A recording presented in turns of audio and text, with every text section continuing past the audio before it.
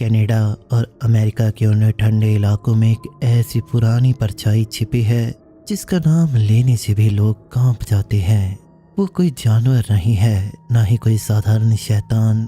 वो इंसानी लालच और कभी ना मिटने वाली भूख से पैदा हुआ एक नर्क है जिसे दुनिया द वेंडिगो के नाम से जानती है। आज मैं आपको सुनाने जा रहा हूँ 2 ऐसी कहानियाँ जहाँ इंसानियत खत्म होती है और शुरू होती है एक रूह को कपा देने वाली भूख। आप देख रहे हैं स्ट्रेंज लॉर, तो चलिए शुरू करते हैं। The winter of the death, the cannibal shadow of Blackwood valley. मेरा नाम एलियस है। मैं एक फोरेंसिक पैथोलॉजिस्ट हूँ और मैंने अपनी ज़िंदगी लाशों के बीच गुजारी है। मेरा काम ही है मौत के पीछे के क्यों और कैसे को ढूंढना। लेकिन 2022 की वो सर्दियाँ मेरी ज़िंदगी का सबसे काला चैप्टर बन गई। मुझे कनाडा के एक सुदूरी इलाके जिसे ब्लैकवुड वैली कहा जाता है, वहाँ एक रहस्यमय केस के लिए भेजा गया। वहाँ एक लॉजिंग कैंप के 12 लोग अचानक गायब हो गए थे। पुलिस को वहाँ कोई लाश नहीं मिली थी, बस बहुत सारा खून और ऐसे निशान मिले थे जो किसी भी नॉन जानवर के नहीं थे। मेरे साथ मेरा पार्टनर डेविड था, जो एक रिटायर्ड स्पेशल फोर्स अफसर था। हम एक सुवारू में सवार होकर उस बर्फीले नर्क की तरफ बढ़ रहे थे। जैसे जैसे हम घाटी के करीब पहुंचे, मोबाइल के सिग्नल गायब हो गए। चारों तरफ सिर्फ ऊंचे पाइन के पेड़ थे जो बर्फ से लदे हुए थे। हवा इतनी ठंडी थी कि गाड़ी का हीटर भी हार मान रहा था। रास्ते में हमें एक बूढ़ा आदिवासी आदमी मिला जो सड़क के किनारे खड़ा था। हमने गाड़ी रोकी। आगे मत जाओ। उसकी आवाज़ किसी पुरानी सूखी लकड़ी के टूटने जैसी थी। वो जाग गया है। जब आसमान से सफ़ेद मौत गिरती है तो वो अपनी भूख मिटाने निकलता है। डेविड ने मजाक में कहा, फिक्र मत करो बाबा, हमारे पास फ्लैशलाइट और राइफल हैं। उस बूढ़े आदमी ने मेरी आंखों में देखा। उसकी आंखें दूधिया सफ़ेद थी। उसकी भूख को गोलियां नहीं बुझा सकती। वो इंसानी मांस से नहीं बल्कि इंसानी लालच से पलता है। उसे वेंडिगो कहते हैं। हमने उनकी बात अनसुनी कर दी। एक्चुअली उस वक्त हमें लगा कि ये सिर्फ एक फोक लोर है, लेकिन जैसे ही हम कैंप में पहुंचे, हमारा पाला हकीकत से पड़ा। कैंप पूरी तरह सुनसान था।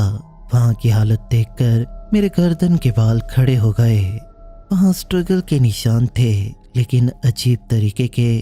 कैबिन के दरवाजे बाहर से नहीं बल्कि अंदर से तोड़े गए थे, लेकिन जैसे लोग बाहर निकलने के लिए नहीं बल्कि अंदर छुपने के लिए तड़प रहे थे। मेजों पर खाना अभी भी रखा था जो अब पत्थरों की तरह जम चुका था। मैंने एक प्लेट की जांच की। उस पर रखा मांस का रंग थोड़ा अलग था। जब मैंने उसका डीएनए किट से टेस्ट किया तो मेरा दिल बैठ गया। वो हिरन का मांस नहीं था, वो ह्यूमन फ्लैश था।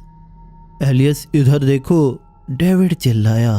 वो एक पत्थरों के ढेर के पास खड़ा था। वहाँ 12 जोड़ी जूते सलीके से रखे हुए थे, लेकिन उनके अंदर पैर नहीं थे। सिर्फ बर्फ पर खून के धब्बे थे जो जंगल की गहराई की तरफ जा रहे थे। सबसे डिस्टर्बिंग चीज ये थी कि पैरों के निशान धीरे धीरे बदल रहे थे। पहले वो इंसानी थे, लेकिन कुछ मीटर बाद वो बहुत लंबे और नुकीले होने लगे। उनके बीच की दूरी इतनी ज़्यादा थी कि कोई भी इंसान उतनी लंबी छलांग नहीं मार सकता था। उस रात हमने कैंप के सबसे मजबूत कैबिन में रुकने का फैसला किया। हमने दरवाजों को भारी लकड़ियों से बंद कर दिया। बाहर बर्फीला तूफान शुरू हो चुका था। हवाएं खिड़कियों से टकराकर ऐसी आवाज़ें कर रही थी जैसे कोई हजारों लोग एक साथ रो रहे हों। रात के करीब 2 बजे हमारा कुत्ता अचानक गुर्राने लगा। वो कैबिन के कोने में दुबक गया था और कांप रहा था। तभी मुझे वो गंध आई। वो इतनी घिनौनी थी कि मुझे तुरंत उल्टी आ गई। वो सड़ी हुई लाशें, गीले कुत्ते और पुराने खून का एक अजीब सा मिक्सचर थी। अचानक कैबिन की छत पर कुछ चलने की आवाज़ आई। वो आवाज़ किसी भारी जानवर की नहीं थी। वो आवाज़ ऐसी थी जैसे सूखी हुई हड्डियां आपस में टकरा रही हों। तभी बाहर से एक आवाज़ आई, एलियस दरवाज़ा खोलो, मुझे बहुत ठंड लग रही है। वो आवाज़ डेविड की थी, लेकिन डेविड तो ठीक मेरे बगल में खड़ा था। उसकी राइफल लोड थी और वो पसीने से तरबतर था। डेविड, ये क्या है? मैंने फुसफुसाते हुए पूछा। डेविड की आवाज़ कांप रही थी। वो नकल कर रहा है। मैंने सुना है विंडिगो अपने शिकार की आवाज़ चुरा लेता है ताकि वो दूसरों को जाल में फंसा सके। बाहर मत देखना। लेकिन मेरी क्यूरियोसिटी मुझ पर हावी हो गई। मैंने खिड़की के एक छोटे से छेद से बाहर झांका। उस पल जो मैंने देखा वो मेरे दिमाग में हमेशा के लिए छप गया। चांद की हल्की रोशनी में एक फिगर खड़ी थी। वो करीब 15 फीट लंबी थी। उसका शरीर इतना दुबला पतला था कि उसकी पसलियां उसकी खाल को फाड़कर बाहर निकलने को बेताब थे। उसकी स्किन राख की तरह ग्रे थी और उसकी हड्डियों पर मांस का एक कतरा भी नहीं था। उसका चेहरा वो किसी हिरन की खोपड़ी जैसा था जिसके ऊपर सड़ा हुआ मांस चढ़ा हुआ था। उसकी आंखें गड्ढों में बहुत अंदर थी जहां से एक पीली ठंडी रोशनी निकल रही थी। वो नेचुरल नहीं लग रही थी। वो चीज मरी हुई लग रही थी, लेकिन फिर भी वो हिल रही थी। उसने अपना मुंह खोला। उसके होंठ नहीं थे, सिर्फ काले सड़े हुए मसूड़े और आरी जैसे नुकीले दांत थे। उसने फिर से मेरी आवाज में चिल्लाया, डेविड बचाओ मुझे, ये चीज मुझे खा जाएगी। अचानक कैबिन की छत फट गई। उस चीज के पंजे जो कम से कम 2 फीट लंबे थे छत की लकड़ियों को कागज की तरह फाड़ रहे थे। डेविड ने ऊपर की तरफ अपनी राइफल से फायर किया। गोली लगने पर उस चीज ने जो चीख मारी वो किसी इंसान की नहीं थी। वो धातु के रगड़ने और हजारों कौं के एक साथ काँव काँव करने के जैसा शोर था। वो चीज पीछे हटी, लेकिन वो मरी नहीं। विंडिगो को गोलियों से कोई फर्क नहीं पड़ता। हमें यहाँ से निकलना होगा, ये केबिन हमारी कब्र बन जाएगा। डेविड चिल्लाया। हम पिछले दरवाजे से बाहर निकले और जंगल की तरफ भागे। बर्फ हमारे घुटनों तक थी। हर कदम पर ऐसा लग रहा था जैसे जमीन हमें अंदर खींच रही हो। पीछे से हमें उस चीज के हंसने की आवाज आ रही थी। वो हमारा पीछा नहीं कर रहा था, वो हमारा शिकार कर रहा था। वो चाहता था कि हम थक जाएं, हम डर जाएं और हम अपनी इंसानियत को खो दें। भागते भागते हम एक पुरानी माइनिंग टनल के पास पहुंचे। वहां का तापमान बाहर से भी कम था। वहां की दीवारों पर पागलों की तरह कुछ लिखा गया था, भूख, इतनी भूख, मुझे और चाहिए। वहां हमें कैंप से बचे हुए लोगों के अवशेष मिले। वो नज़ारा इतना डिस्टर्बिंग था कि मेरा दिमाग सुन्न हो गया। वहां कोई लाश पूरी नहीं थी। हाथ पैर सब इधर उधर बिखरे हुए थे, जैसे किसी ने उन्हें खिलौनों की तरह तोड़ दिया हो। हड्डियों को बीच से चीरा गया था ताकि उनके अंदर का मैरो निकाला जा सके। डेविड अचानक रुक गया। उसने अपनी राइफल नीचे गिरा दी। उसकी आंखें अब वैसी नहीं थी। उनमें वो पीली चमक आने लगी थी जो हमने उस चीज की आंखों में देखी थी। डेविड क्या हुआ? मैंने डरते हुए पूछा। उसने अपनी बाजू दिखाई।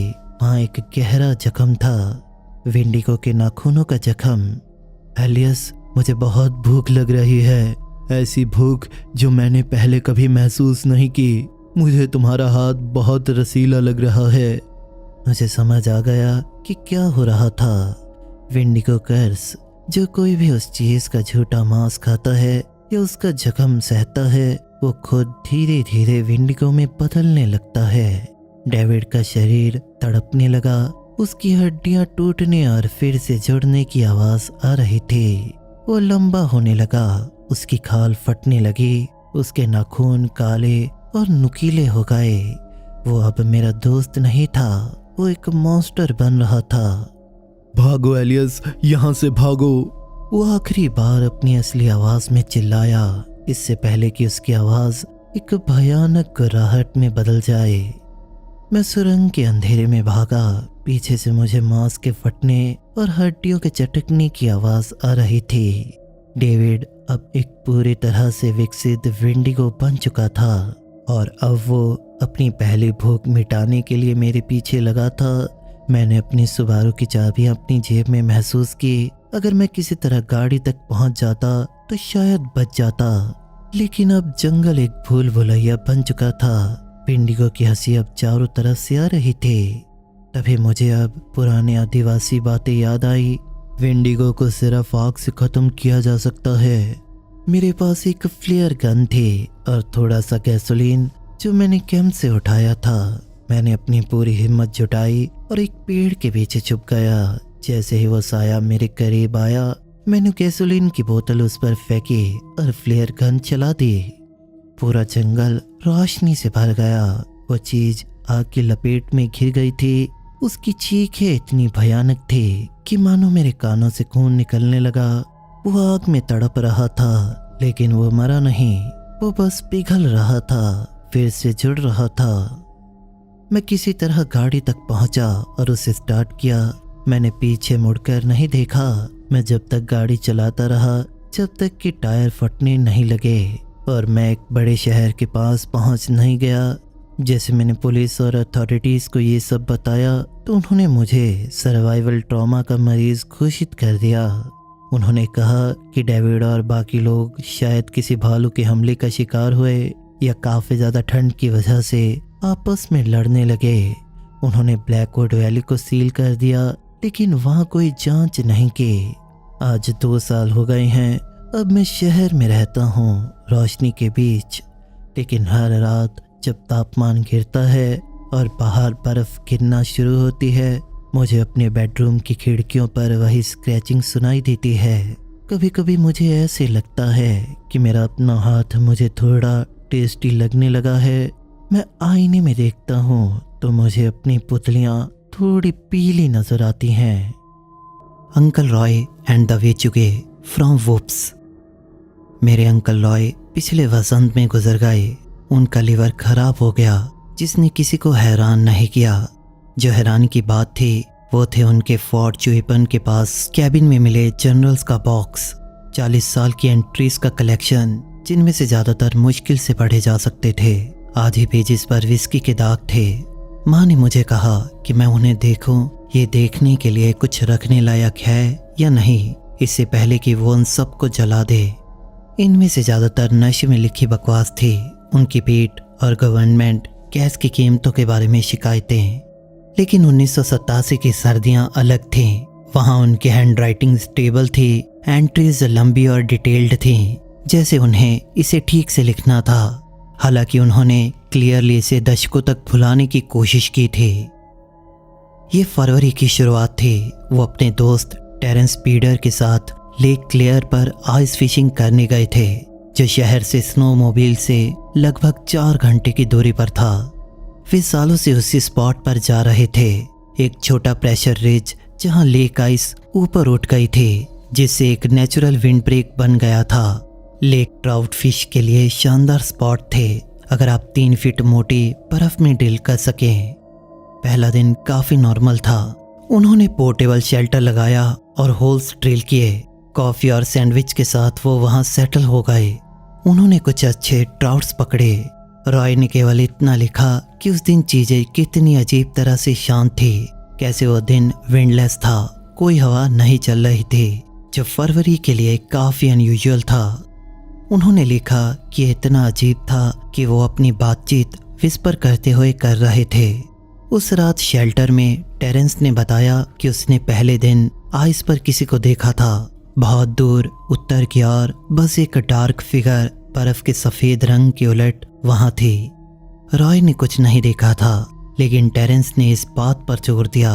उसने कहा कि ये जो भी था, ये बहुत अजीब तरह से मूव कर रहा था, और इसका मतलब था कि वो वॉक करने की बजाय ऐसा लग रहा था जैसे वो स्लाइड कर रहा हो। उन्होंने इस पर डिस्कशन की, क्या और कौन वहां हो सकता है। लेक बहुत बड़ी थी और वहां बहुत सारे अच्छे फिशिंग स्पॉट थे, लेकिन ज़्यादातर लोग सर्दियों में शहर के करीब रहते थे। 4 घंटे की दूरी सर्दियों के लिए काफ़ी ज़्यादा थी। टेरेंस ने सुझाव दिया कि शायद ये कोई नॉर्थ के गांव से हो सकता है। पुराने लोग अभी भी उस तरफ ट्रैप लाइन चलाते थे। दूसरे दिन दोनों ने उसे देखा, या इसे, ये जो भी था। रॉय हफ्तों बाद लिखते टाइम भी ये डिसाइड नहीं कर पाया कि उसके लिए कौन सा शब्द इस्तेमाल करना है। ये शायद 1 किलोमीटर दूर था, शॉरलाइन के पास मूव कर रहा था। उन्होंने पहले सोचा कि ये कोई बियर हो सकता है। बियर के लिए इसका साइज सही था और ये स्नो के उलट डार्क भी दिखाई दे रहा था। लेकिन बियर लगातार अपने 2 पैरों पर नहीं चलते और निश्चित रूप से इतने स्मूथली मूव नहीं करते। रॉय ने लिखा कि ये लगभग स्कीइंग के जैसा दिखता था, जिस तरह से ये ग्लाइड करता था, सिवाय इसके कि इसके पास कोई पोल्स नहीं थे, कोई स्कीज नहीं, बस ये बड़ी फिगर बर्फ पर स्लाइड कर रही थी।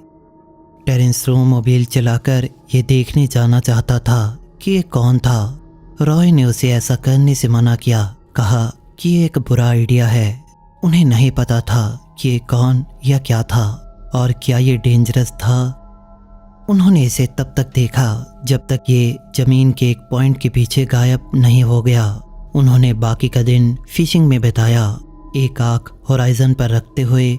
फिशिंग भी अच्छी नहीं हुई थी, दोनों में से कोई कंसंट्रेट नहीं कर पाया। वे जल्दी पैकअप करके अंधेरा होने से पहले शेल्टर में वापस आ गए। उस रात चीजें बदतर हो गईं।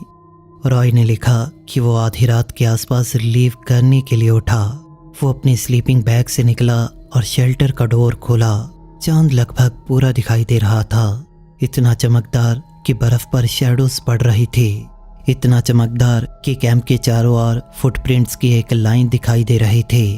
वो ठीक फुटप्रिंट नहीं थे।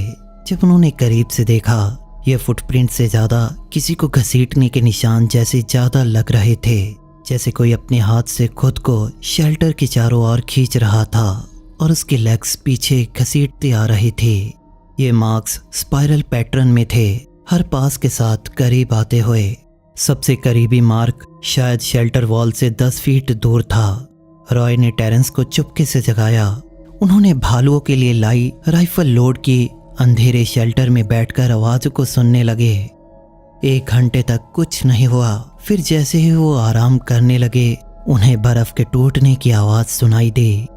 ये आवाज़ नॉर्मल नहीं थी, एक रिदमिक क्रीकिंग की साउंड, जैसे कोई उनके करीब आ रहा था। किसी चीज़ ने शेल्टर की दीवार के साथ थोड़ी टक्कर मारी, फिर वो पूरा स्ट्रक्चर हिल गया। टेरेंस ने दरवाजे को खोला और बाहर देखने की कोशिश की, लेकिन रॉय ने उसे रोक दिया। वे सांस रोककर इंतज़ार करते रहे। फिर से कोई दीवार से टकराया, इस बार ज़्यादा जोर से। फिर कुछ नहीं हुआ। वो इसके बाद उस रात सो नहीं पाए। दिन की पहली किरण के साथ वो बाहर चेक करने गए। घसीटने के निशान अभी भी वहां थे, लेकिन अब इनके साथ ही कुछ और मार्क्स भी थे। बर्फ में कुछ हैंडप्रिंट्स जो ह्यूमंस जैसे नहीं थे। इनकी उंगलियां बहुत लंबी थी। जहां भी हाथों ने टच किया था, वहां की स्नो मेल्ट होकर फिर से जम गई थी। उन्होंने सोचा कि इतनी ठंड में कुछ इतना गर्म कैसे हो सकता था। इस घटना के बाद उन्हें उस जगह को छोड़ देना चाहिए था। रॉय ने लिखा कि वो जानते थे कि उन्हें वहां से जाना चाहिए, कि उनका कोई गार्डियन एंजल उन्हें वहां से सिर्फ जाने के लिए इशारा कर रहा था। लेकिन टेरेंस ने जोर दिया कि वो सिर्फ पागल हो रहे हैं। वो सिर्फ कुछ परछाइयों से डर रहे थे। सबसे बुरे में यह कोई साधु था जो उन्हें अपने फेवरेट फिशिंग स्पॉट से डराने की कोशिश कर रहा था। वे वहां पहुंचने के लिए 4 घंटे ड्राइव कर चुके थे। एक और दिन फिशिंग कर लेते हैं, उन्होंने सोचा, इसीलिए वो रुक गए। उन्होंने कैंप के करीब नए होल्स ड्रिल किए, राइफल लोडेड और अपने पास रखी। उन्होंने चीज़ों के नॉर्मल होने का प्रिटेंड करने की कोशिश की। दोपहर के आसपास टेरेंस की फिशिंग लाइन टाइट हो गई। ये ट्राउट फिश का कांस्टेंट पुल नहीं था, ये वायलेंट था, जैसे कोई बड़ी चीज उनकी हुक में फंस गई हो। वो हंस रहा था, एक्साइटेड था और रोड को जितना हो सके खींच कर रखने की कोशिश कर रहा था। फिर कुछ देर बाद लाइन ढीली हो गई। उसने तेजी से उसे खींचा, गालियां देते हुए। कह रहा था कि उसकी मछली हुक से निकल गई, लेकिन लाइन पर अभी भी कुछ था। ये फिश नहीं थी। हुक के चारों ओर कुछ बाल थे, कुछ लंबे काले इंसान जैसे बाल जो जमे थे। तब उन्होंने इसे पहली बार सचमुच देखा। ये पिछले दिन के एक पुराने फिशिंग होल से ऊपर उठा, शायद उनसे 30 यार्ड दूर। रॉय का डिस्क्रिप्शन 3 फुल पेजेस का था, जैसे उसे हर डिटेल रिकॉर्ड करना था ताकि खुद को प्रूफ हो कि ये रियल था। ये एक आदमी जैसा था और जैसा नहीं भी था, और ये जो भी था वो इस हड्डियां जमा देने वाली ठंड के बावजूद कोई कपड़ा पहने नहीं था, बल्कि उसकी स्किन जमी हुई लग रही थी, ब्लू वाइट ब्लैक फ्रॉस्टेड के कुछ पैचेस के साथ। यह शायद फ्रॉस्ट बाइट नहीं, क्योंकि ब्लैक एरियाज मूव कर रहे थे, या शायद पल्सेट कर रहे थे। ये कम से कम 7 फीट लंबा, पतला, रिब्स उसकी चमड़ी के बीच से दिख रहे थे, बाल उलझे और जमे हुए लग रहे थे, और वो उसकी पीठ तक लटक रहे थे। इसका चेहरा सबसे बुरा था, ह्यूमंस जैसे फीचर जो एक बहुत बड़े स्कल पर खींचे हुए थे, आंखें जो बहुत वाइट थी, कोई आइरिस नहीं, कोई प्यूपिल नहीं, जैसे आँख भी जम गई हो। और उसके मुंह के बारे में रॉय ने लिखा, उसका मुंह कभी बंद नहीं हुआ, ये बस खुला लटक रहा था। उसके ब्लू लिप्स पर आइस क्रिस्टल बने और मेल्ट हो गए थे, और ये वहां खड़ा था। उसकी बॉडी से पानी टपक रहा था और बर्फ पर गिरते ही जम रहा था। ये उन्हें देख रहा था, थोड़ा हिलते हुए।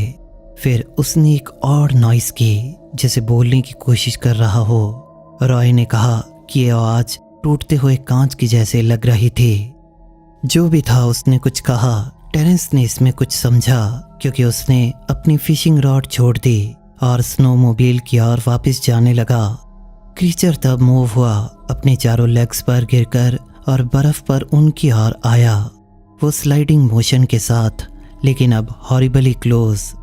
ये उन लॉन्ग आर्म से खुद को आगे पुल कर रहा था, बॉडी बहुत तेज पीछे खिसट रही थी। वो स्नोमोबाइल की ओर दौड़े और उन्हें स्टार्ट किया। ठंड में उनका इतनी जल्दी स्टार्ट होना कोई मिरेकल था, और वो वहां से निकल पड़े। टेरेंस ने एक बार पीछे देखा और वो जो भी था उनका पीछा कर रहा था। उन्होंने लिखा कि वो इंजन नॉइस के बावजूद इसे सुन सकते थे, एक लाफिंग या क्राइंग साउंड, या शायद दोनों एक साथ। जब वो शहर पहुंचे उन्होंने सभी को बताया कि उन्होंने क्या देखा। टेरेंस ने जल्द ही अपनी आइस फिशिंग गियर बेच दी और वापस जाने से इनकार कर दिया। लगभग 5 साल बाद उसकी कार एक्सीडेंट में मौत हो गई, लेकिन रॉय ने लिखा कि टेरेंस ने मरने से एक रात पहले उसे कॉल किया था, कहा कि उसे लेक के बारे में सपने आ रहे थे, बर्फ के नीचे कुछ उसका इंतजार कर रहा था। रॉय एक बार समर में वहां वापस गया। वो बोट लेकर उस जगह गया जहां उन्होंने कैंप किया था। प्रेशर रिज गायब था, आइस फॉर्मेशन सीजन से सीजन तक नहीं टिकते, लेकिन उसे कुछ और मिला। शोर पर कुछ हड्डियां बिखरी हुई थी। ये किसी जानवर की हड्डियां नहीं थी, बल्कि ये उससे बहुत बड़ी थी, किसी ह्यूमन की जैसी। इनमें से कुछ पर दांतों के निशान थे। उन्होंने नहीं लिखा कि ये मार्क किस तरह के दांतों के थे। उस सर्दियों की आखिरी एंट्री छोटी थी। रॉय ने कुछ लोगों से, शहर के कुछ एल्डर से बात की। एक ओल्ड क्री वुमेन ने उन्हें वेचुगे के बारे में बताया, लोग जो सर्दियों में ह्यूमन फ्लैश खाते थे और मॉन्स्टर बन जाते थे। उन्हें उनके गांव से बाहर निकाल दिया जाता था, लेकिन वो मर नहीं सकते थे। भूख और ठंड उन्हें किसी और चीज में ट्रांसफॉर्म कर देती थी, कुछ ऐसा जो बर्फ के नीचे रहता था। फिशरमैन, ट्रैपर्स लेक पर अकेले किसी का भी वेट करता था। उन्होंने कहा कि वो लक्की थे, वेचुगे उनके साथ खेल रहा था। जब ये वास्तव में भूखा होता है, उन्होंने कहा, आप इसे आते हुए कभी नहीं देख पाते। वे बस बर्फ में एक होल ढूंढता है जहां कोई होता है। The winter of death, the cannibals blood right. Blackwood valley से आए मुझे 6 महीने बीत चुके थे, लेकिन मेरा कोई भी दिन नॉर्मल नहीं था। शहर की रोशनी, भीड़ भाड़ और शोर शराबा भी मेरे दिमाग के उस सन्नाटे को नहीं भर पा रहा था। मेरा शरीर बदल रहा था। मेरी स्किन इतनी ठंडी रहने लगी कि थर्मामीटर भी काम करना बंद कर देते थे। मुझे अब साधारण खाने से नफरत होने लगी थी। सब्जियां, फल, पका हुआ मांस, सब कुछ मुझे मिट्टी की तरह बेस्वाद लगने लगा था। लेकिन सबसे डिस्टर्बिंग चीज थी मेरी भूख। एक ऐसी गहरी आदमी भूख जो मेरे पेट के अंदर किसी जानवर की तरह कुलबुलाती रहती थी। रात के वक्त जब मैं सोता तो मुझे सपने में खुद को बर्फ पर रेंगते हुए और कच्चा मांस चबाते हुए देखता। एक सुबह जब मैं उठा तो मैंने देखा कि मेरे तकिए पर खून लगा था। मैंने आईने में देखा तो मेरे मसूड़े काले पड़ चुके थे। मेरे सामने के 2 दांत पहले से कहीं ज्यादा नुकीले और शार्प हो गए थे। नहीं, ये नहीं हो सकता, मैंने खुद से फुसफुसाते हुए कहा। मेरी अपनी आवाज़ अब भारी और कटी फटी लग रही थी। मुझे पता था कि अगर मैंने जल्दी ही कुछ नहीं किया तो मैं भी एक विंडिगो बन जाऊंगा। मुझे उस घाटी में वापस जाना होगा, वहाँ मेरा अंत छुपा हुआ था, या शायद मेरा इलाज। मैंने अपनी सुबारू को फिर से तैयार किया। इस बार मेरे पास सिर्फ फ्लैशलाइट्स और राइफल नहीं थे, मेरे पास भारी मात्रा में थर्माइट ग्रेनेड्स, फ्लेम थ्रोअर और वो पुरानी मैन्यूस्क्रिप्ट थी जो मैंने एक पुराने म्यूजियम से चोरी की थी। वो एल्गोक्विन आदिवासियों की एक गुप्त किताब थी जिसमें विंडिगो को ख़त्म करने का एकमात्र तरीका लिखा था, उसके हर्ट ऑफ आइज को पिघलाना। जैसे ही मैंने ब्लैकवुड वैली की सीमा को पार किया, वो शांति मुझे घेरने लगी। हवा फिर से वैसे ही भारी और बदबूदार हो गई थी। इस बार बर्फ और भी ज्यादा गहरी थी। कैंप अब पूरी तरह तबाह हो चुका था। वो पुराना कैबिन जहां डेविड बदला था अब लकड़ियों का ढेर मात्र था, लेकिन वहां कुछ नया था। पूरे कैंप के चारों तरफ सैकड़ों इंसानी खोपड़ियां पेड़ों पर टांगी हुई थी। ये विंडिगो का इलाका था, उसका एरिया। डेविड, क्या तुम यहाँ हो? मैंने चिल्लाकर पूछा। मेरी आवाज पहाड़ों से टकराकर वापस आई, लेकिन वो मेरी आवाज नहीं लग रही थी। वो किसी शिकार की चीख जैसी लग रही थी। मैंने उस पुरानी माइनिंग टनल का रुख किया। जैसे जैसे मैं अंदर गया, दीवारों पर जमी हुई बर्फ लाल रंग की होने लगी। वो जमी हुई बर्फ नहीं थी, वो सालों से जमा हुआ खून था। टनल के अंदर की बदबू इतनी गंदी थी कि मुझे अपनी नाक पर मास्क लगाना पड़ा। अंदर एक बहुत बड़े हॉल जैसा हिस्सा था। वहाँ जो मैंने देखा उसने मेरी रूह को पत्थर बना दिया। वहाँ दर्जनों लोग जो शायद सालों से गायब थे, दीवारों से बर्फ की तरह चिपके हुए थे। वो मरे नहीं थे, वो नेचुरल ना लगने वाले हालात में थे। उनकी आंखें खुली थी, लेकिन उनके शरीर का मांस जगह जगह से गायब था। विंडिगो उन्हें मारता नहीं था, वो उन्हें जिंदा रखता था ताकि वो ताज़ा रहें। वो उनके धीरे धीरे एक एक अंग करके खाता था। तभी अंधेरे से एक साया निकला। वो बहुत तेज था, एक ब्लर की तरह। एलियस, तुम वापस आ गए, मुझे पता था तुम आओगे। वो आवाज डेविड की थी, लेकिन वो 5 अलग आवाजों का मिश्रण थी।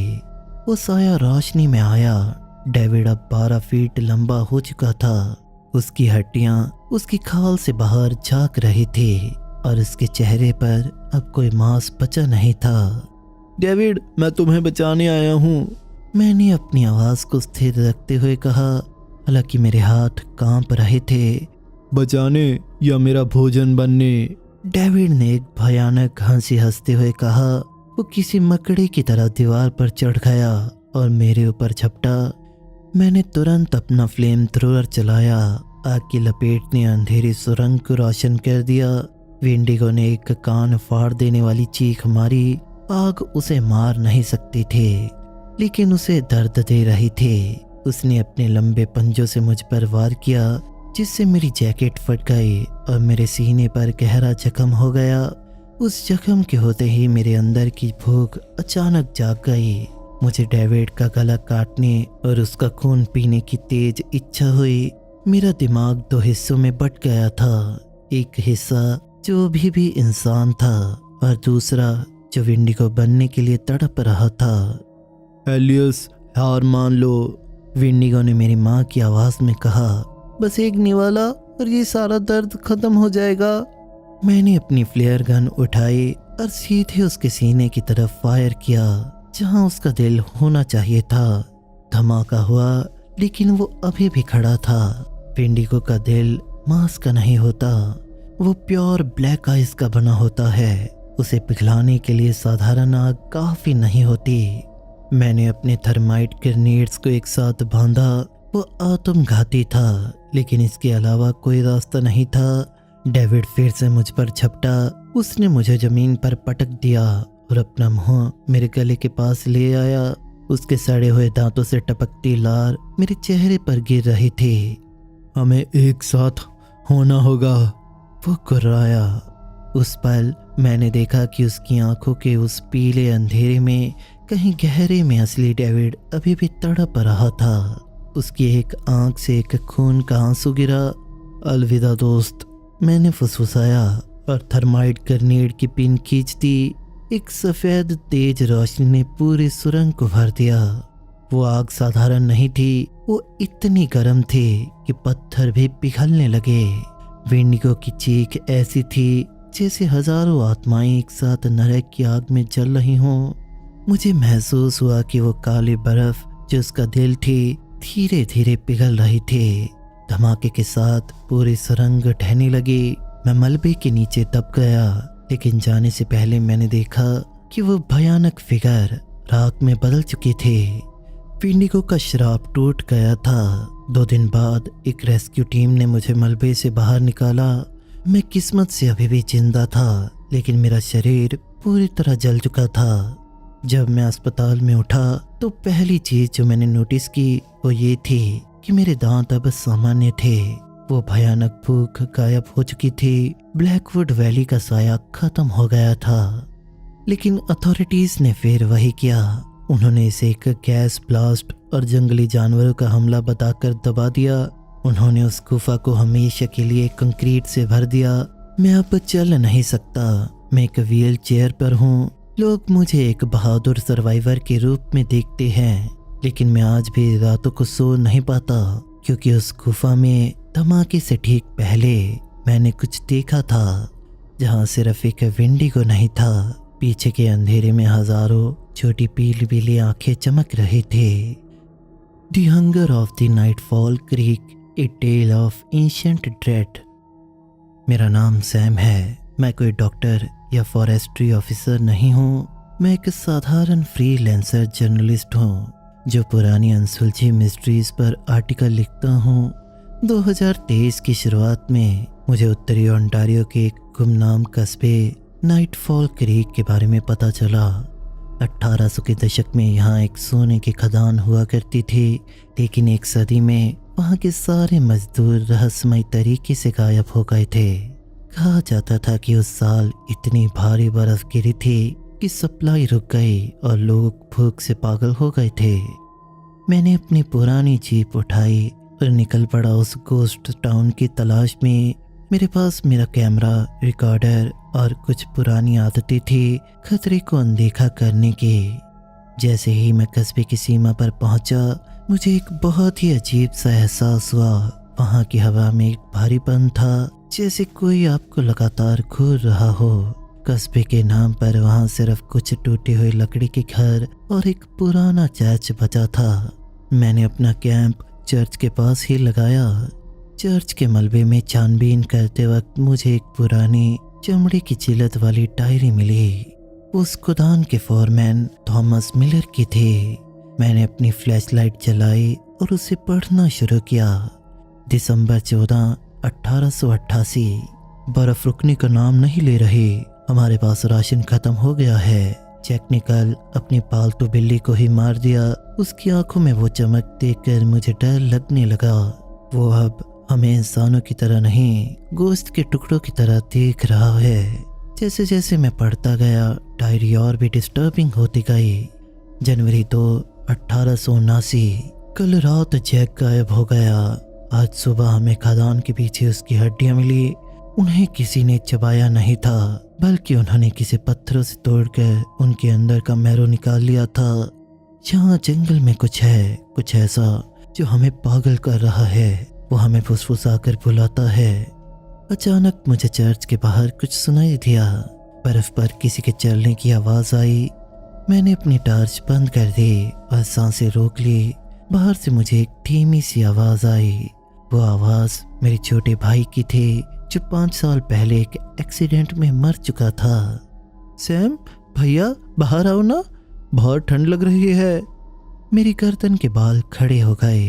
मुझे पता था कि मेरा भाई वहां नहीं हो सकता। मैंने हिम्मत जुटाई और कैमरा का नाइट विजन ऑन करके खिड़की से बाहर देखा। वह साया किसी पेड़ जितना लंबा था। उसकी बाहें उसके घुटनों तक लटक रही थी। उसकी त्वचा इतनी पतली थी कि उसके अंदर का कंकाल साफ नजर आ रहा था।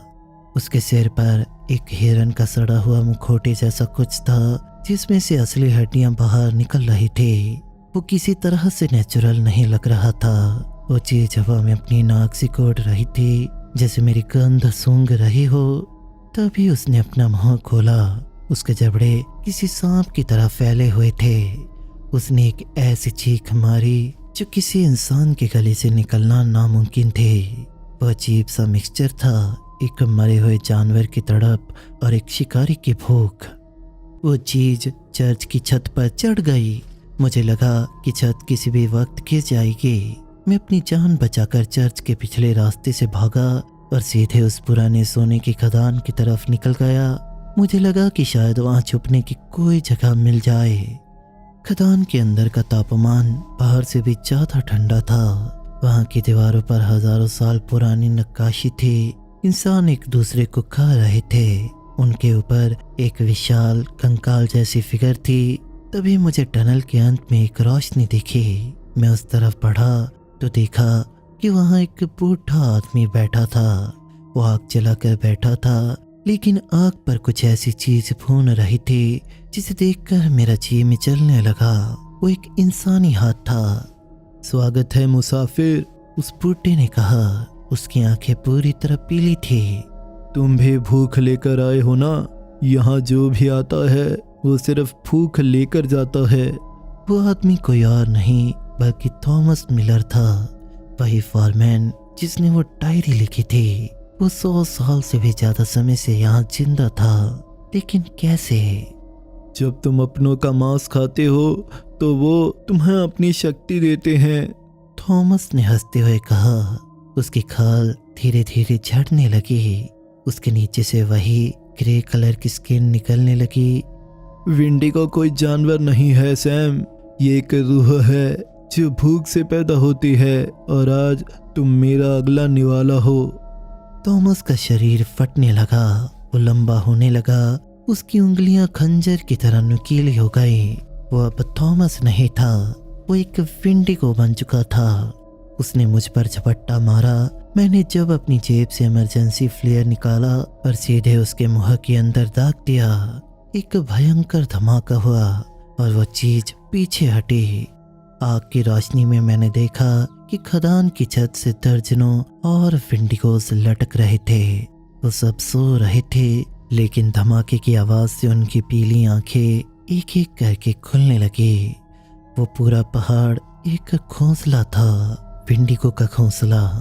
मैं पागलों की तरह सुरंग के सकरे रास्तों में भागा। मेरे पीछे हजारों पंजों के चलने की आवाज आ रही थी। सड़ी हुई बदबू इतनी तेज थी कि मेरा दम घुट रहा था। रास्ते में मुझे एक पुराना डायनामाइट बॉक्स मिला। एक बहुत पुराना था, लेकिन शायद अभी भी काम कर सकता था।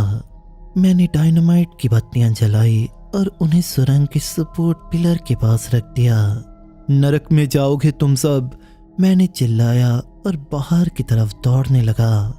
जैसे ही मैं खदान से बाहर निकला, पीछे एक जोरदार धमाका हुआ। पूरा पहाड़ ढहने लगा। पत्थरों और मलबे के नीचे वो हजारों साल पुरानी भूख दब गई। मैं बर्फ पर गिर गया। मेरा पूरा शरीर जख्मी था और मुझे सांस लेने में तकलीफ हो रही थी। सुबह जब रेस्क्यू टीम पहुंची तो उन्हें मैं अधमरी हालत में मिला।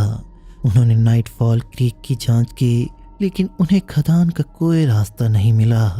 उनके लिए मैं बस एक पागल इंसान था जो ठंड की वजह से हेलुसिनेट कर रहा था। लेकिन जब उन्होंने मुझे अस्पताल पहुंचाया तो नर्स ने मेरे कपड़ों में एक चीज निकली। वो थॉमस मिलर की डायरी का आखिरी पन्ना था जो उसने मरने से ठीक पहले लिखा होगा। उसने लिखा था, अगर तुम ये पढ़ रहे हो तो तुम बच गए हो, लेकिन याद रखना विंडिगो कभी मरता नहीं, वह अब तुम्हारे अंदर है। जिस पल तुम्हें बहुत तेज भूख लगने लगेगी तुम अपने पास वाले इंसान को भोजन की तरह देखोगे। समझ लेना कि मेरा काम पूरा हो गया। दुनिया की नज़र में मैं एक सर्वाइवर था, एक ऐसा पत्रकार जिसने मौत को करीब से देखा था लेकिन सिर्फ मैं जानता था कि मैं वापस अकेला नहीं आया था। थॉमस मिलर की डायरी का वो आखिरी पन्ना मेरे तकिए के नीचे एक जलते हुए ख्वाब की तरह महसूस होता था। शहर की चकाचौंध अब मुझे चुभने लगी थी। मुझे ताज़ा पके हुए खाने की खुशबू से नफरत होने लगी थी। जब भी मैं किसी रेस्टोरेंट के पास से गुजरता, मुझे पके हुए मांस की महक सड़े हुए कचरे जैसी लगती। लेकिन जब मैं किसी कसाई की दुकान के पास से गुजरता, जहाँ कच्चा खून से लथपथ मांस टंगा होता, तो मेरे मुंह में लार आने लगते। सैम, तुम ठीक हो? तुम बहुत दुबले पतले हो गए हो, मेरी सहकर्मी सारा ने एक दिन ऑफिस में मुझसे पूछा। मैंने उसकी तरफ देखा, लेकिन मुझे सारा का चेहरा दिख नहीं रहा था। मुझे उसकी गर्दन की नसें दिख रही थी, जिनमें धड़कता हुआ गर्म खून मुझे पुकार रहा था। मेरी नजरें उसके गले पर टिक गईं। एक्चुअली उस पल मुझे सारा एक इंसान नहीं, बल्कि एक प्राइमरी मिस्टेक लग रही थी। मैं ठीक हूँ सारा, बस थोड़ी नींद की कमी है, मैंने अपनी आवाज़ को दबाते हुए कहा। मेरी आवाज़ अब एक धीमी गुर्राहट जैसी सुनाई देने लगी थी। मैं तुरंत वहाँ से भाग गया, इससे पहले कि मेरी भूख मुझ पर हावी हो जाए। मेरी रातें अब बिस्तर पर नहीं, बल्कि खिड़की के पास गुजरती थी। मैं अंधेरों में घंटे बाहर सड़कों को घूरता रहता। मेरी देखने की शक्ति अब नेचुरल नहीं लग रही थी। मैं अंधेरे में भी चूहों और बिल्लियों को साफ देख सकता था। एक रात भूख इतनी असहनीय हो गई कि मेरा पेट अंदर से कटने लगा। ऐसे लग रहा था जैसे मेरे अंदर कोई ब्लेड चला रहा हो। मैं अपनी जीप में बैठा और शहर के बाहरी इलाके की तरफ निकल गया, जहां आवारों कुत्तों और जानवरों का डेरा रहता था। मैंने गाड़ी एक सुनसान गली में रोकी। अंधेरे में मुझे एक आवारा कुत्ता दिखाई दिया। उस पल मेरा दिमाग सुन्न हो गया। मैं गाड़ी से उतरा। मैं चल नहीं रहा था, मैं रेंग रहा था। मेरी उंगलियां बर्फ जैसी ठंडी थी। मेरे नाखून काले पड़ चुके थे। अगले 10 मिनट में क्या हुआ मुझे याद नहीं, बस धुंधली यादें हैं। हड्डियों के टूटने की आवाज़, गर्म खून का स्वाद, एक ऐसी पीस जो मैंने कभी महसूस नहीं की थी। जब मुझे थोड़ा होश आया तो मेरे हाथ कोहनियों तक खून से रंगे थे। मैंने उस बेजुबान जानवर को लगभग आधा खत्म कर दिया था। नहीं, ये मैं नहीं हूँ, मैंने चिल्लाया। लेकिन उस गली की दीवारों से वापस आने वाली आवाज़ मेरी नहीं थी, वो विंडिगो की हंसी थी। अगले कुछ दिनों में मेरा शरीर तेजी से बदलने लगा। मेरी लंबाई बढ़ गई थी, लेकिन मेरा वजन गिरता जा रहा था। मेरी स्किन इतनी पतली हो गई थी कि मैं अपनी नसों को हिलते हुए देख सकता था। मुझे अब हर वक्त नाइटफॉल क्रीक की वह फुसफुसाहट सुनाई देती थी। वापस आओ सैम, अधिकारी को अपने सिंहासन पर लौटना होगा। तभी मुझे एक न्यूज़ नोटिफिकेशन मिला। नाइटफॉल क्रीक के उस इलाके में जहां मैंने खदान को उड़ाया था, वहां एक टीम जियोलॉजिकल सर्वे के लिए गई थी और अब वो सब गायब हो चुके थे। पुलिस को वहां सिर्फ फटे हुए कपड़े और इंसानी बाल मिले थे। मुझे समझ आ गया, धमाके ने उन्हें नहीं मारा था, सिर्फ और भी ज्यादा भूखा बना दिया था। और अब वो मुझे बुला रहे थे। मैं ही उनकी चाबी था। थॉमस मिलर ने मरते वक्त अपनी रूह मुझ में डाल दी थी। मैं अब विंडिगोस का किंग बन चुका था।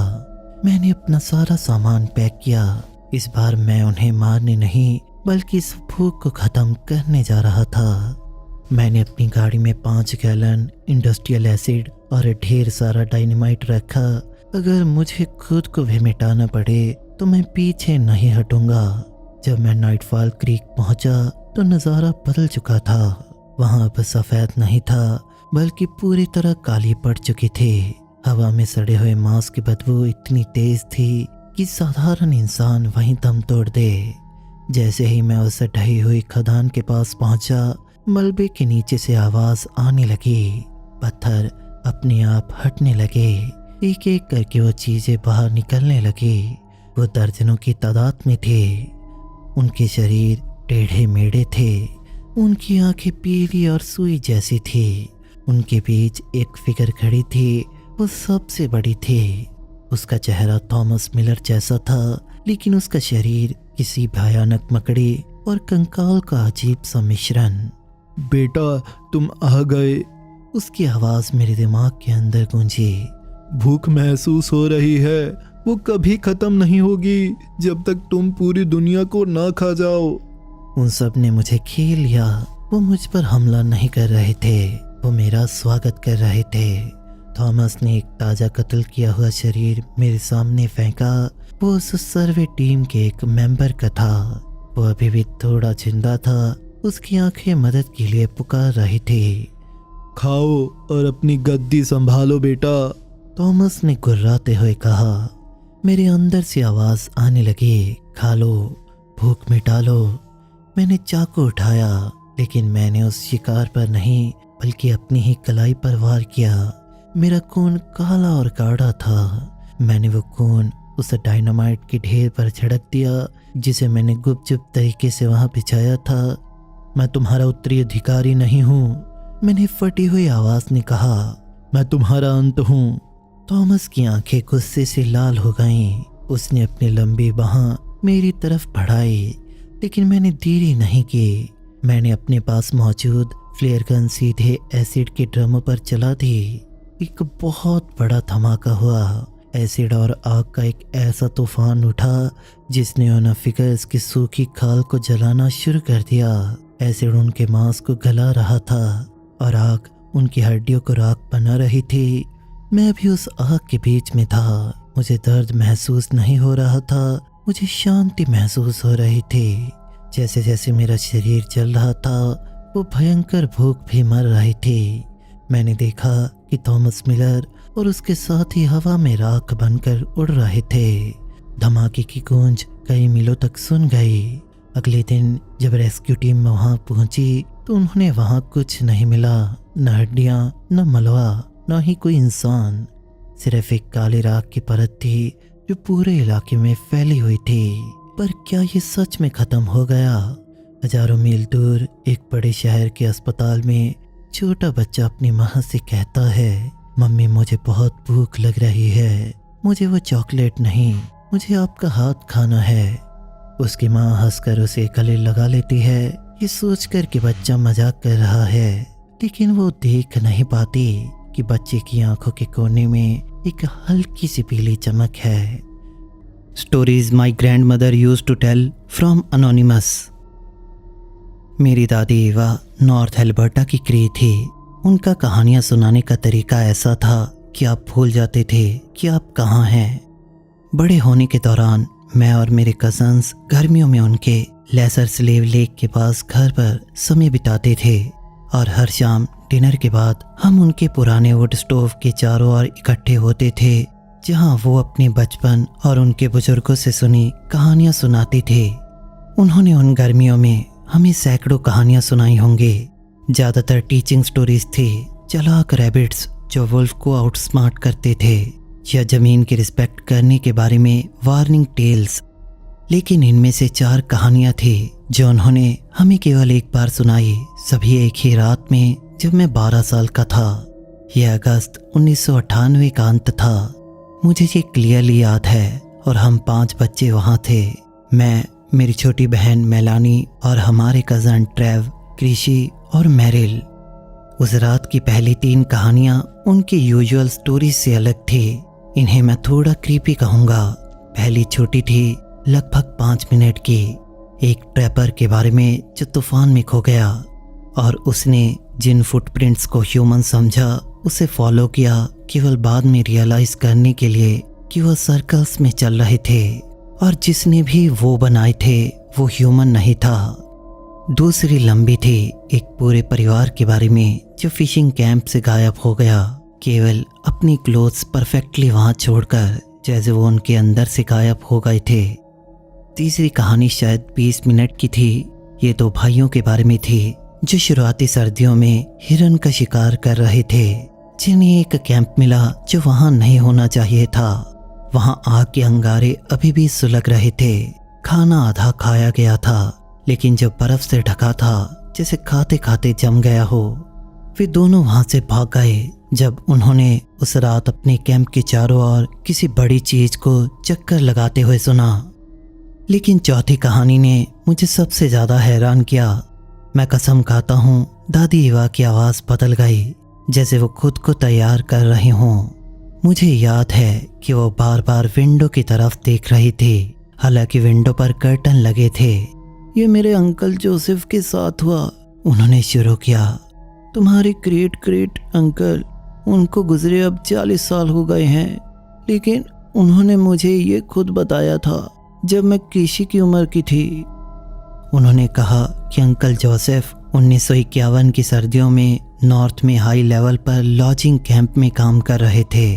कैंप छोटा था, शायद 15 लोग मुश्किल से होंगे, और वो एक ऐसे एरिया में पेड़ काट रहे थे जिनके बारे में लोकल डेनी लोगों ने उन्हें वार्न किया था।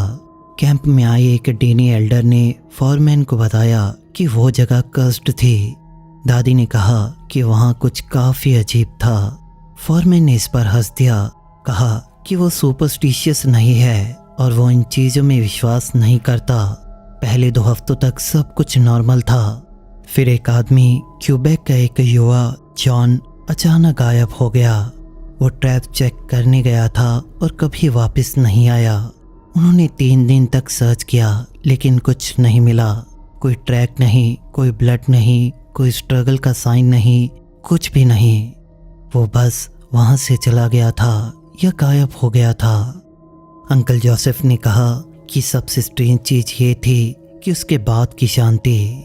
दादी ने कहा, तुम्हें पता है जंगल में कभी पूरी तरह से शांति नहीं होती। तुम्हें हमेशा जानवरों और इंसेक्ट की आवाज़ें अक्सर सुनाई देती हैं, लेकिन जॉन के गायब होने के बाद सब कुछ पूरी तरह से शांत हो गया था। 1 हफ्ते बाद एक और आदमी गायब हो गया। इस बार दिन में। वो दूसरों से शायद 50 यार्ड दूर काम कर रहा था, और जब लंच के लिए उसे बुलाया गया तो उसने जवाब नहीं दिया। उन्हें उसकी कुल्हाड़ी एक पेड़ में लगी हुई मिली। ग्लव्स जमीन पर थे, लेकिन कोई फुटप्रिंट नहीं थे, कुछ भी नहीं था। अब लोग इससे डर गए थे। बहुत से लोग काम छोड़ देना चाहते थे, लेकिन फॉरमैन ने धमकी दी कि अगर उन्होंने कॉन्ट्रैक्ट तोड़ा तो वो उनकी पे को रोक देगा। तो वो रुक गए, लेकिन ग्रुप में वर्क करने लगे। किसी को नज़र से बाहर जाने नहीं देते थे। अंकल जोसेफ को सपने शुरू हुए, दादी ने कहा। अंकल जोसेफ को सपने शुरू हुए, दादी ने कहा। भूख के सपने, इतनी भूख के जिससे पेट दर्द होने लगे, लेकिन खाने के लिए नहीं, किसी और चीज़ के लिए, कुछ गर्म के लिए। सपना शुरू होने के 2 रात बाद उन्हें हवा जैसी आवाज़ सुनाई दी, लेकिन कुछ वर्ड्स बनाते हुए, एक ऐसी लैंग्वेज में जो कोई नहीं पहचानता था। ये कैंप के चारों ओर सर्कल करती रही, करीब, फिर दूर, फिर करीब, फिर दूर। सभी लोग मेन कैबिन में इकट्ठे थे। जो भी हथियार मिले उनके साथ आर्म्ड थे, लेकिन कुछ नहीं आया। सुबह उन्हें ट्रैक्स मिले, काफ़ी बड़े, और वो क्लास के जैसे लग रहे थे। ये निशान कैंप में घूमते हुए कैबिन की हर विंडो तक गए। उस रात उन्हें कुछ देख रहा था। जल्द ही अंकल जोसेफ ने उसे देखा, दादी ने कहा। वो उठे, ऐसा फील करते हुए जैसे कुछ उन्हें दरवाजे के बाहर देखने के लिए कह रहा था, और उन्होंने सुना। लैंप लाइट के किनारे पर उन्होंने जॉन को देखा, लेकिन ये जॉन नहीं था। अब वो वैसा नहीं था। दादी ने कहा, वो बर्फ में भी बिना कपड़ों के था। उसकी स्किन वाइट ग्रे थी। उसका मुंह इतना वाइड खुला था कि लग रहा था जैसे टूट जाएगा, और उसके टीथ आइसिकल्स के जैसे दिखते थे, और वो बहुत भूखा लग रहा था। सुबह फॉरमैन आखिरकार कैंप को छोड़ने के लिए तैयार हो गया। उन्होंने उसी दिन अपना सामान पैक किया और वहाँ से चले गए, लेकिन जाते समय अंकल जोसेफ ने पीछे देखा और जंगल के किनारे पर 3 फिगर्स देखे, जॉन और दूसरा मिसिंग पर्सन, और कुछ पतला और लंबा, और जो देखने में सही नहीं था। ये यहाँ तक कि डिस्टेंस से उन्हें जाते हुए देख रहा था। दादी एक मोमेंट के लिए शांत हो गई। फिर उन्होंने कहा कि जब उन्होंने डेनी एल्डर को बताया कि क्या हुआ, तो उसने सिर्फ नॉड किया और कहा कि वो लकी थे। उसने बताया कि वे चुगे कैनिबल स्पिरिट वहाँ कई जनरेशन से थे। कहा कि ये केवल उन लोगों को ले सकता था जो टैबू तोड़ते थे, जो ह्यूमन फ्लैश टेस्ट करते थे या डेस्परेट होने पर इसके बारे में सोचते थे। लेकिन एक बार जब ये आपको ले ले तो आप इसके जैसे हो जाते हो, हमेशा भूखे और शिकार की तलाश में रहते हो। उस रात हम अच्छे से सो नहीं पाए। एडमिंटन में वापस आने पर भी मुझे जॉन के खिड़की पर स्क्रैच करने, मुझे अंदर आने देने की रिक्वेस्ट करने के ड्रीम आते थे। जैसे मैं बड़ा हुआ मैं ज़्यादातर कहानी भूल गया। यूनिवर्सिटी, वर्क, मैरिज, लाइफ ऐसे ही चलती रही। लेकिन 2019 की शुरुआत में किसी घटना के कारण मुझे ये कहानी फिर से याद आई।